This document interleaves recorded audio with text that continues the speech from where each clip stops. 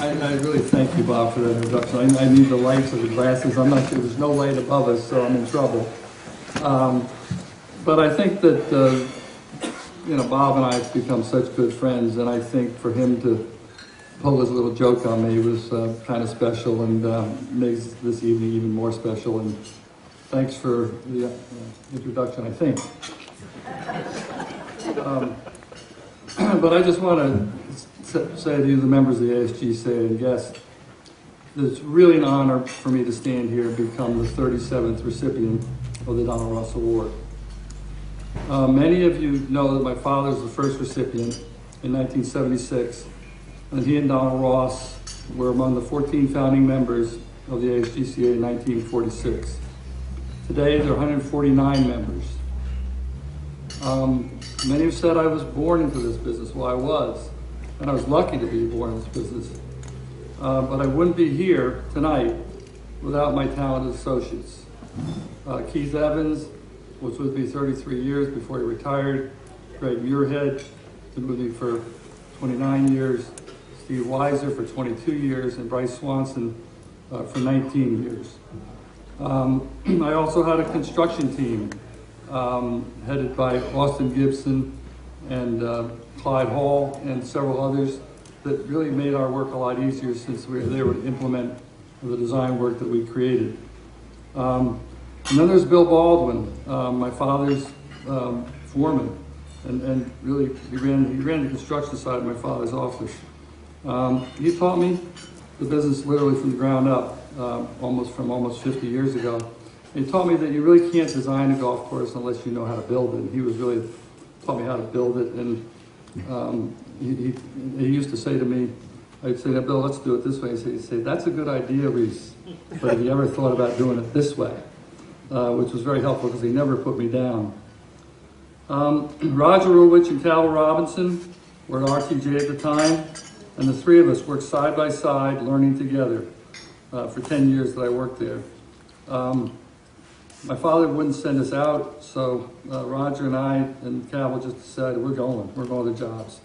And it was really a learning experience and quite enjoyable working with those two guys.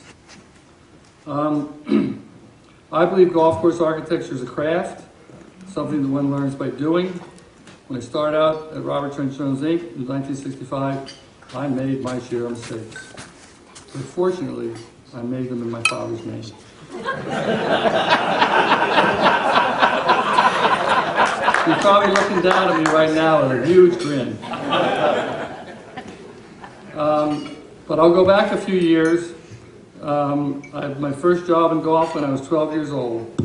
My father gave me the job of measuring the drives at the 1954 U.S. Open at Baltusrol. He did that because he needed the data to know where to put the bunkers for Oak Hill or Olympic in the future. It was really, and I was smart enough to know that was the first year they ever had ropes at a U.S. Open. So I knew that I could get inside. I had an official's badge, and I was pretty proud of myself. And we did a heck of a job and created all the data for my dad. But that's when I really knew I wanted to design golf courses, especially courses that hosted major tournaments. I'd been born into golf, indoctrinated, you might say. Golf was part of my daily life. That's all we talked about in our household. But tournament golf, that was real excitement. The first U.S. Open I ever attended was in 1950 at Marion. I was 8 years old, and I think I got to go to the Open because my mother probably couldn't find a babysitter. My mom and dad took me down to Philadelphia with my brother, and we stayed with friends of the family. And that was when really you could interact. This is even before ropes, and you can interact with the players. And if you look on my website, you'll see there's a picture of me standing right behind Hogan, Fazio, and Mangrum. They're holding the US Open trophy, and there's a little boy 8 years old. That was me in that photo. So I got that close to the players at the time, which is not really the case today. In 1955, I went to the Open in Olympic. I stood on top of the station wagon. This is before they had stands. And I watched Jack Fleck make the putt to tie Van Hogen on the 72nd hole.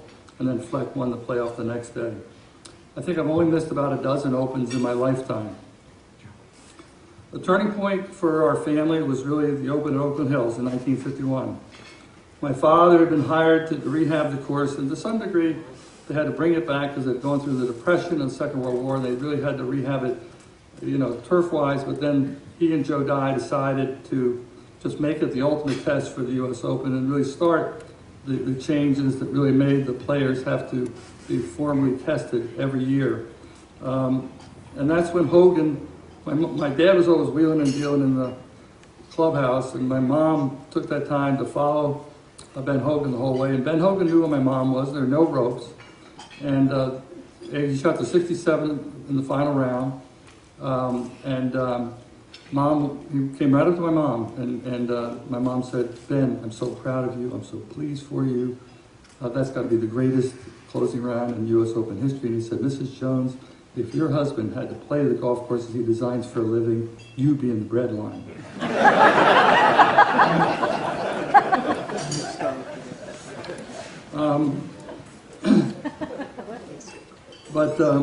I think the press coverage of that event really catapulted my father's career and the profession of golf course architecture in general.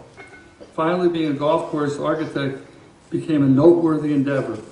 Luckily for my father, because he was finally recognized by my grandfather, because when Dad asked Grandpa if he could have my mother's hand, he said, "What do you do, son?"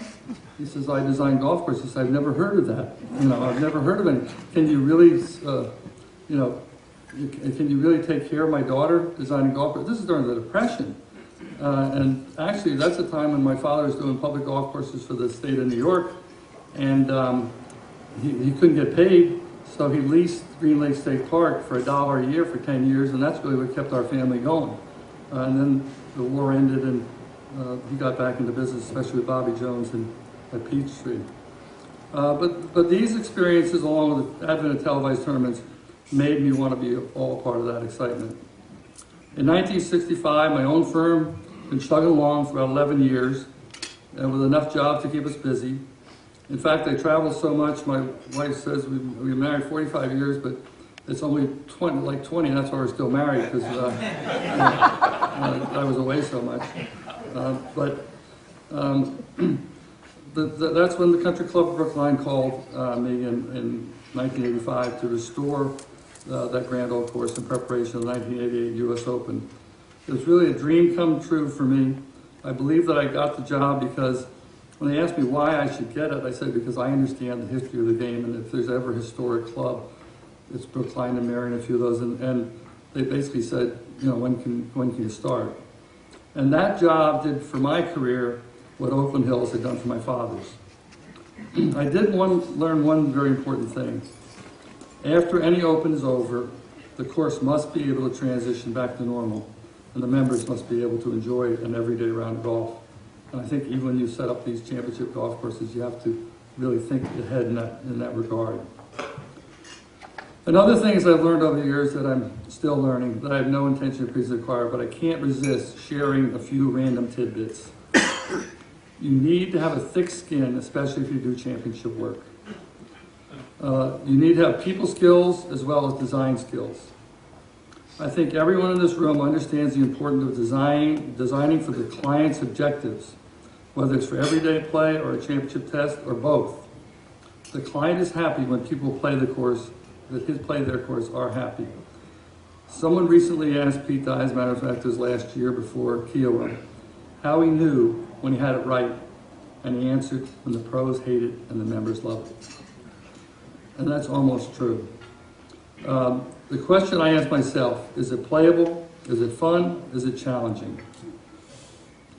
The game is played mostly by average golfers. That's who we should all design for. There are trends in golf course design, not unlike fashion. And like fashion, some fads are better than others. The healthier the golf industry is, the better we all do. It behooves us to design to strengthen the game, whether it means more judicious locations of sand and water, hazards, wider fairways, playable rough, or more closely mowed areas around the greens. I believe we should promote the value of the game.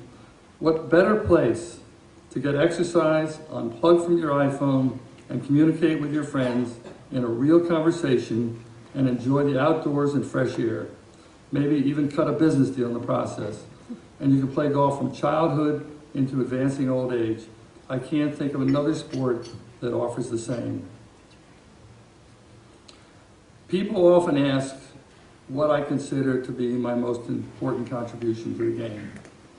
When I immediately think of the two publicly owned courses that were redesigned to U.S. Open worthy standards, Bethpage Black and Torrey Pines.